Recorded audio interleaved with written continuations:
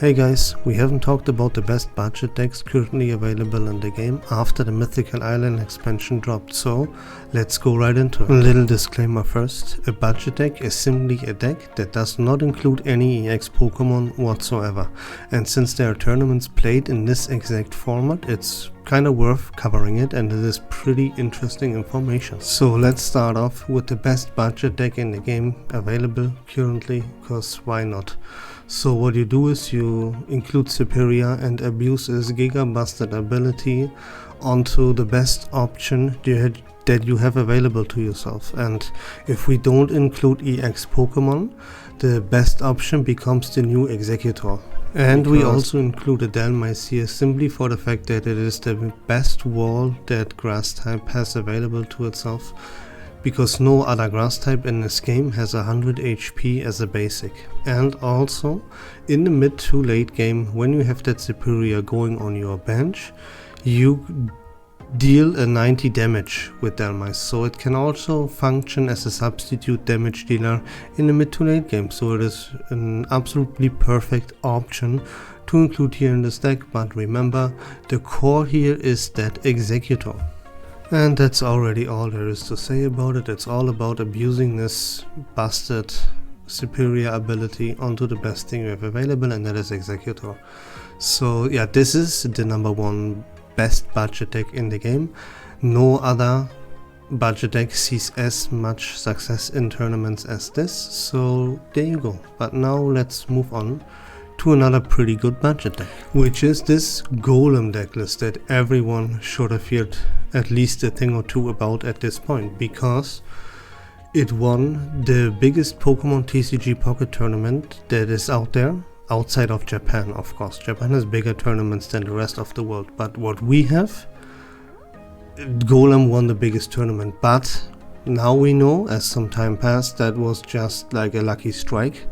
Golem is not that great, even in a format that disallows EX Pokemon, where this Golem deck should really shine and dominate everything. It just doesn't quite win. It has good performances, it gets good placements, but it never wins the actual thing. It's not even the best deck in a format where it should absolutely shine. So if you remember my tier list video where I made a tier list, I didn't know how to rank this Golem deck properly. Now I know it's C tier at best. This is nothing special, it just got one lucky win and that's about it. So there you go. And another very good budget deck that is a very good budget deck for a very long time, so it should come as to no surprise to anyone anymore, and that is Ninetales Rapidash. Now this deck saw a little bit of improvements because we now have a better Ponyta than ever before, and this new Rapidash that deals 40 damage for 2 energy, and you flip a coin, and if heads you do 60 more, excuse me, so that would be 100 damage if you flip a heads. That also improved this deck a tiny little bit. It was very strong before, and yeah, now it's even better, especially because Celebi and Superior are very dominant in the meta. Like, some people out there say like Celebi is barely top, blah blah. Don't listen to them. Celebi is a top tier deck. It's at the very least top 4 at least. It's Mewtwo, Pikachu and Gyarados, and then there's Celebi. So it's one of the best decks in the game. Yeah, don't let you tell you otherwise. Like, there are fools out there, really. And this deck counters Celebi, right? So that makes it very strong. And also in this format that disallows EX Pokemon, the grass type is still very dominant. The best non-budget deck, the best budget deck in the game is a grass type deck, because Superior is just that giga busted. So playing Ninetales Rapidash as a fire deck is a very good matchup into it. So yeah, this deck shines no matter where you would ever play it, and it's one of the best budget decks in the game currently, so yeah, there you go. There's a Kangaskhan instead of a Druddigon, because you want to be very quick with this deck, and Dragon is often just too slow, right? You want the extra damage that Kangaskhan can deal, so that's why there's a Kangaskhan instead of a Dragon. But there you go, don't sleep on this deck, it's one of the best budget decks out there. And there we go, those are the 3 best budget decks in the game. Nothing else sees as much success in those tournaments. Those 3 are the most dominant, so let's move on to some honorable mentions.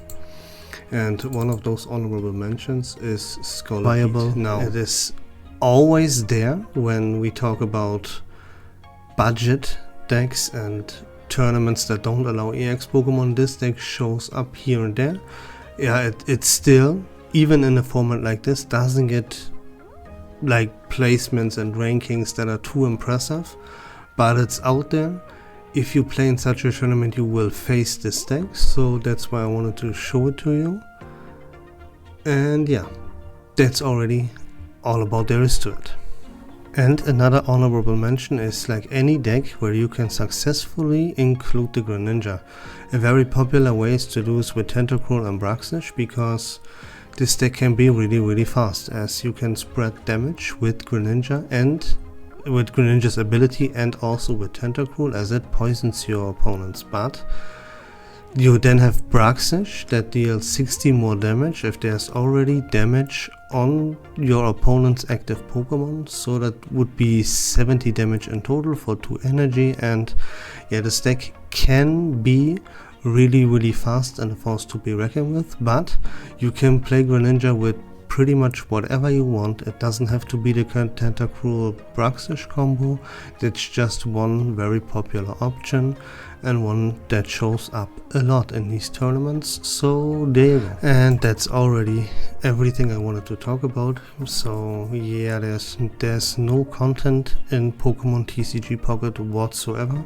There are no events that are worth talking about, or news that are worth, like, there's just absolutely nothing. It's an empty game, but I want to make content for it. So yeah, I had to find something to talk about, and since tournaments that don't allow EX Pokemon just concluded, and I haven't done a video since Mythical Island dropped about this thing, I thought, why not talk about it a little bit, right?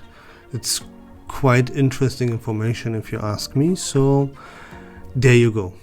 If you like Pokemon TCG Pocket content in general, and yeah, deck lists coverage, tournament coverages, meta breakdowns, everything, news, you name it, please consider leaving a follow. I would really appreciate it. But until next time, have a great day, take care of yourselves, and bye bye.